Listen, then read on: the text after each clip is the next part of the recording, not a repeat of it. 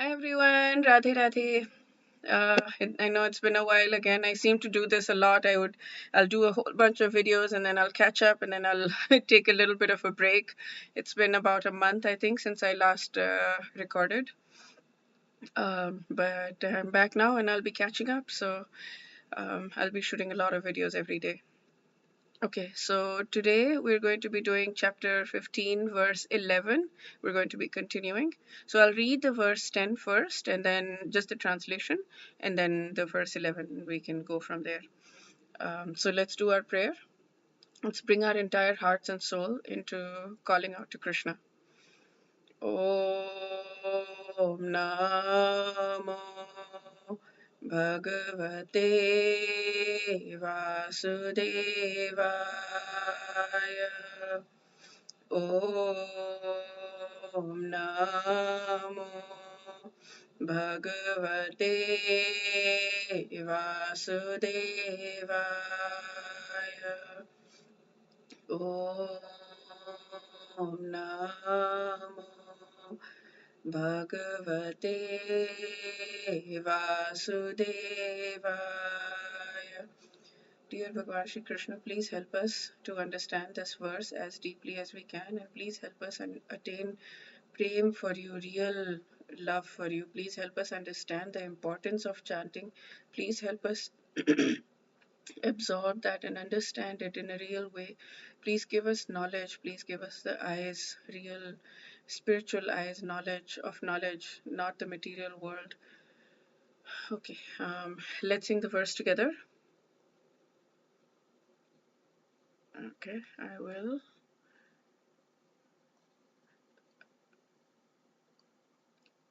Okay, let me read the 15:10 first, and then we'll do that. So let me.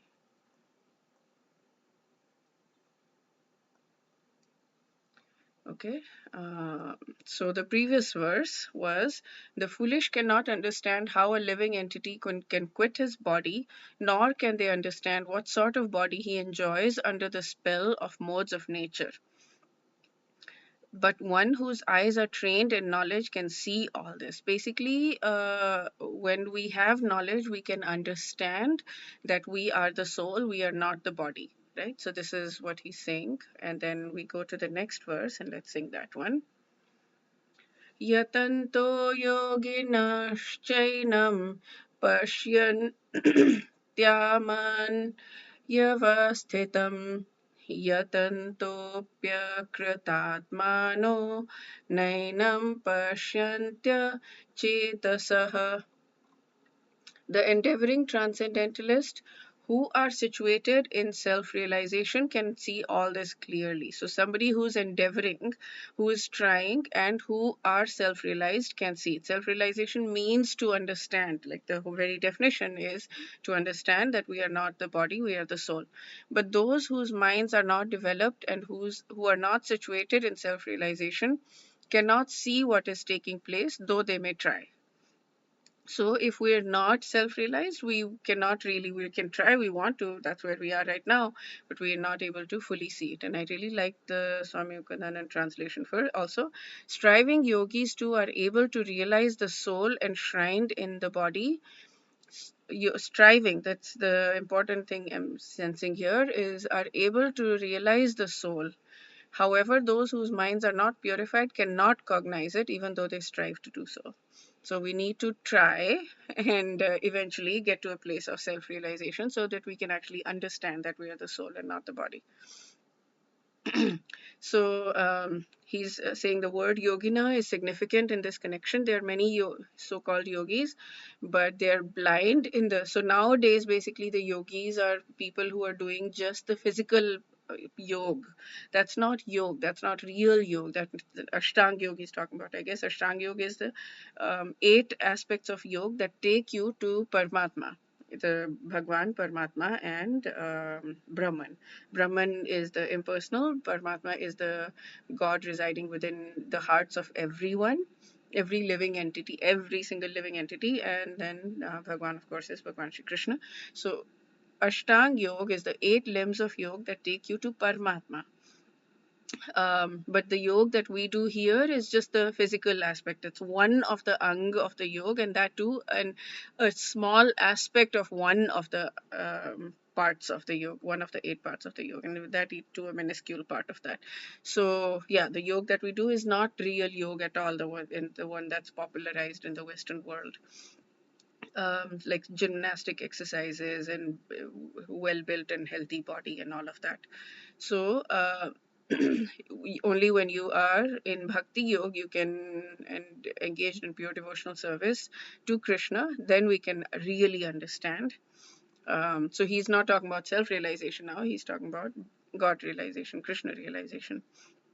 Now here he talks about acquiring knowledge is not possible by our limited mind. So you must have heard the frog in the well story. One frog was there were two frogs living in a well. One somehow managed to get to the ocean, and he came back to the first frog and he tried to explain the ocean to him, but the frog in the well just simply wouldn't understand it. He couldn't. I mean, he's like, how can that kind of thing exist? I mean, because that's all he's seeing, and that's how we are. We're only seeing what we're seeing, and it's very difficult for us to understand beyond that. So, yeah, so like the frog in the well, we cannot understand the idea of an eternal soul. We cannot go beyond this. But when we chant, I'm starting to see like glimpses of how chanting is important, and I think it is very important. Okay, so I think gratitude is important, very, very important. I mean, I think the fundamental thing for us to understand anything pretty much is gratitude. Once we have gratitude in our lives, once we really, really shift our perspective to a gratitude perspective versus like, oh, woe is me kind of perspective, then we are able to um, see Krishna's hand, see the hands of God in everything that we do. We whatever we think is bad that's happening to us, we see Krishna's hand in that, and we see that he's actually helping us, and we start to see the good in what's going on, because it's so easy to miss. So that is to see how Krishna loves us. But when we want to love Krishna, then we chant. And when we're chanting, we're saying, we're connecting with God and we're connecting with Krishna, because Krishna is non-different from the holy name. So when we're saying that, and we chant with taste and devotion. So Sachinandan Maharaj says in his book, The Living Name, the light bulb turns on when we chant with taste and devotion, and the goal is to chant with in complete absorption of Krishna with taste and devotion. So when we do that, that is pure Krishna consciousness. And when we do that, the holy name then takes us to a spiritual platform, never to return. And that's when our consciousness becomes Shuddha, Buddha, and Mukta, which means pure, awakened, and freed from Maya's illusions. So our goal is to chant with taste and devotion, with complete absorption to Krishna.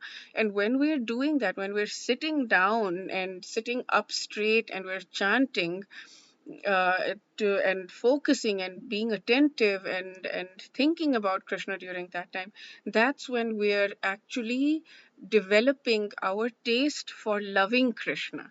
So otherwise, we are using gratitude to obtain, to receive love from Krishna, to see the love of Krishna. I mean, the love of Krishna is always there. That's why he's giving us all of those things that he gives us that we miss and we don't realize. But when we shift our perspective to gratitude, then we are able to see those things that Krishna is giving us. Let me turn this off. So when then we're able to see that Krishna is actually loving us, and how much he's loving us, how much he's caring about us. Gratitude helps us build trust in Krishna, that yes, he's taking care of us, he's with us, he loves us like mad. And when we chant, then we are starting to express our love for Krishna. So that's we're building that muscle. So the gratitude, we need both. We need the gratitude to build the muscle of building trust with of Krishna, and seeing the love that he's giving us, and we need to chant so that we can build the muscle of loving Krishna. And It's taken me a while. It's been 2.5 years since I've been in this Krishna consciousness ISKCON movement, and I'm now starting to feel the importance of chanting. Like now, I'm starting to pray, please increase my taste for chanting. Like that is the thing, because until now I was focused on gratitude, and I was very happy to be focused on gratitude, but now I'm starting to understand, no, there is this aspect is really good, and it's making me feel good also. So yeah, whatever your path is, however long it takes or whatever, but just have the goal to build the connection with Krishna, and Krishna will slowly, he will give it to you, he will gift it to you. This desire to chant is something that he will gift. You cannot do that. It's like the Sachinandan Maharaj says again in his living name, it's like the Sri Rangam temple.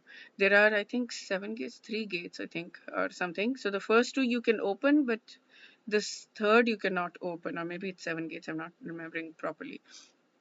Only God opens it from inside. You cannot open it. So it's like that with bhakti. You cannot, you cannot, you have to chant with the um, concept, with the idea, with the desire to not to achieve but to receive, because Krishna is going to give you this bhakti whenever he chooses. You cannot do anything but beg, just literally beg, please, please give me bhakti, please give me the taste for chanting, please give me love for you. Right? Chanting is the param upaya. Chaitanya Mahaprabhu says chanting is the param upaya, which means the highest and most feasible means for attaining love of Godhead. So please give us this taste of chanting so we can attain this love for you, so that we can be happy, because the only way we can be happy is if we attain love for you. And what is love? Love means devotional service. We want to be engaged in your service, Krishna, Radha, Krishna, both. Okay. So yeah, that's it for this video. We'll do chapter 15, verse 12 in the next video. Wish you a day filled with lots and lots of spiritual growth. Radhe Radhe.